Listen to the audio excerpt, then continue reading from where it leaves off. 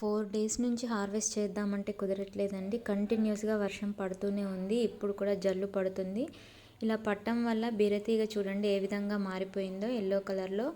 మట్టిలో ఉన్న పోషకాలన్నీ వెళ్ళిపోతున్నాయి. ఇంకా ఇక్కడ బీరకాయలైతే నేను హార్వెస్ట్ అయితే చేస్తున్నాను.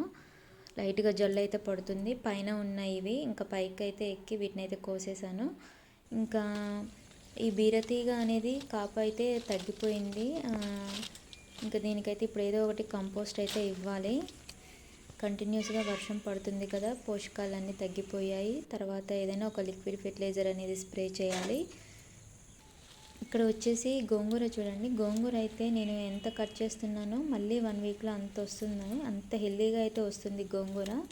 ఇప్పుడైతే ఇది మాకు కొంచెం అయితే సరిపోతుంది గోంగూర. ఇంకా మొత్తం అయితే కట్ చేస్తాను. ఇక్కడ మా సిస్టర్స్ అయితే ఉన్నారు, వాళ్ళకైతే ఇంకా పంపిస్తాను గోంగూర.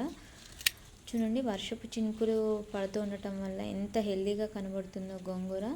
దీన్ని ఇంకా ఇలా అయినా వండేసుకోవచ్చు, కానీ మనకు కడగంది వండాలనిపించదు. అంటే కంటిన్యూస్గా పడుతుంది కదా వర్షం, దానివల్ల ఆకులు కూడా చాలా నీట్గా డస్ట్ ఏమీ లేకుండా అయితే ఉన్నాయి.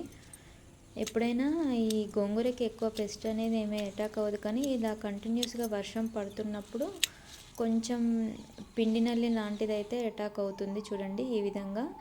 అలా వచ్చినప్పుడు ఏం చేయాలంటే మనము సింపుల్గా ఆ వచ్చిన కొమ్మలు అనేవి కట్ చేసుకొని మన గార్డెన్కి దూరంగా అయితే పడేసుకోవాలి. ఇంకా కింద వచ్చేసి ఏమన్నా దోసకాయలు ఉన్నాయేమో అని చూస్తే ఒక దోసకాయ అయితే కనిపించింది. ఇంకా వర్షం పడుతుంది కదా, కొంచెం మట్టి అయితే దానికి అంటుకుంది. ఏం కాదు. ఇంకా నెక్స్ట్ ఇంకేమన్నా ఉన్నాయేమో చూడాలి. అయితే ఇక్కడ చూడండి నాకు ఒక దోసకాయ అయితే కనిపించింది, కానీ ఇది కొంచెం చిన్నగా ఉంది. ఇంకొక 3-4 డేస్ అయితే ఇది మనం వండుకోవటానికి పనికొస్తుంది. ఇలా అయినా మనం కట్ చేసుకొని లైట్గా సాల్ట్ వేసుకొని అయితే తినచ్చు. ఇంకా ఇది వచ్చేసి ఎలక కొట్టినట్టు ఉంది, ఇంకా దాన్ని అయితే పడేస్తున్నాను. ఈ విధంగా దోసకాయలు అయితే కోసుకున్నాను. మన వంగ చెట్టు కూడా మన గార్డెన్లో చాలా బాగా కాపు అయితే వస్తుంది. ఇంకా వాటిని కూడా కోసేస్తున్నాను. దీనికైతే నేను అసలు ఎలాంటి ఏమీ ఇవ్వట్లేదు, ఒక వాటరే ఇస్తున్నాను, కానీ చాలా బాగా కాస్తుంది వంకాయలు. ఇంకా మీలో ఎవరైనా ఫస్ట్ టైం మన ఛానల్ చూస్తున్నట్లయితే ఒకసారి మన ఛానల్ని సబ్స్క్రైబ్ చేసుకోండి. నేను పెట్టే ప్రతి వీడియో మీకు వస్తూ ఉంటుంది.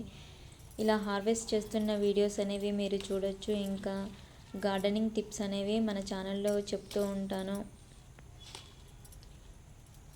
ఇంకా హార్వెస్టింగ్ అయితే పూర్తి అవ్వటానికి అయితే వచ్చింది మన గార్డెన్లో. అయితే ఇంకా నెక్స్ట్ సారి వేరే కూరగాయలు అయితే యాడ్ అవ్వచ్చు.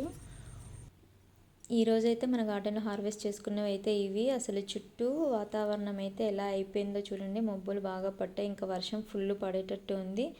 ఇంకా ఫాస్ట్గా అయితే వెళ్ళిపోవాలి. ఇవైతే నేను హార్వెస్ట్ చేసుకున్నాను. గోంగూర అయితే ఎక్కువగా వచ్చింది, బీరకాయ, దోసకాయ, ఇంకా వంకాయ. ఈ హార్వెస్టింగ్ మీకు నచ్చినట్లయితే ప్లీజ్ లైక్ చేయండి, షేర్ చేయండి, కామెంట్ చేయండి. Thank you for watching.